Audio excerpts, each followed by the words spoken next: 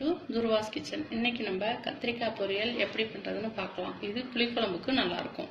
கடாயை ஹீட் பண்ணி 4 spoon oil விட்டுருக்கேன். அதில் கடுகு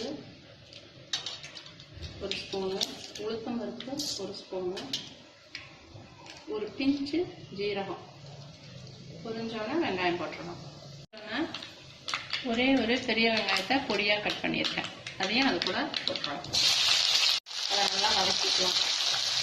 அதோட 3 பச்சை மிளகாவை கீறி வச்சுருக்கேன், அதையும் போட்டு அதோட வதக்கலாம். நல்லா வதக்கி வச்சுக்கலாம்.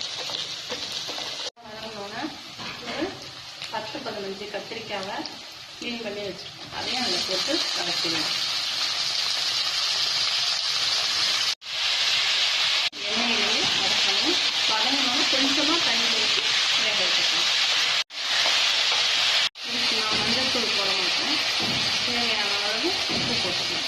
கத்திரிக்காய்க்கும் நிறைய உப்பு பிடிக்காது, பார்த்து போடணும். நல்லா எண்ணெயிலேயே ஃப்ரை பண்ணுற அளவுக்கு மிக்ஸ் பண்ணிக்கிட்டே இருக்கணும்.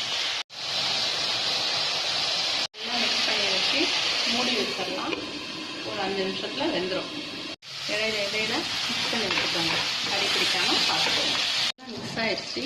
எங்கள் வீட்டில் கொஞ்சமாக தண்ணி தெளித்து அதை வேக வச்சுக்கணும். அதனால் கொஞ்சமாக தண்ணி தெளித்து மூடி வச்சு வேக வைக்கணும். அது தோல் வேகணும், அதுக்காக. நல்லா வெந்துருச்சு. இப்போ இது மேலே எங்கள் வீட்டுக்கு ஒரு பிடி தேங்காய் போட்டால் பிடிக்கும். அதனால் ஸ்மெல்லில் வச்சுட்டு எல்லாமே மிக்ஸ் பண்ணி விடுங்க. இது புளிக்குழம்புக்கு நல்லாயிருக்கும். தேங்காய் போட்டோன்னா இதுக்கு கருவேப்பிலையோட கொத்தமல்லி போட்டால் டேஸ்ட்டாக இருக்கும், வாசனையாக இருக்கும். ஆஃப் பண்ணிடலாம். கத்திரிக்காய் பொரியல் ரெடி ஆயிடுச்சு. ட்ரை பண்ணுங்கள், என்ஜாய் பண்ணுங்கள். தேங்க்யூ.